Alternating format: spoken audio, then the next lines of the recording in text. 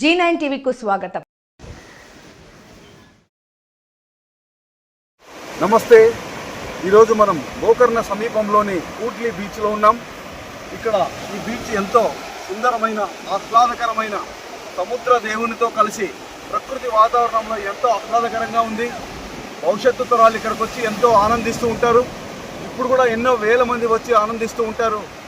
ఇలాంటి ప్లేస్లో ఇలాంటి సుందరమైన ఇసుకలో ఇలాంటి గాజు బాటిల్స్ వదిలేసి వెళ్ళడం చాలా నీచమైన చర్య. ప్లాస్టిక్ని, చెడు వ్యర్థాలను అన్నింటినీ వదిలేసి వెళ్ళడం మానుకోండి. మీకు ఆనందాన్ని ఇచ్చింది, మీకు సంతోషాన్ని ఇచ్చింది.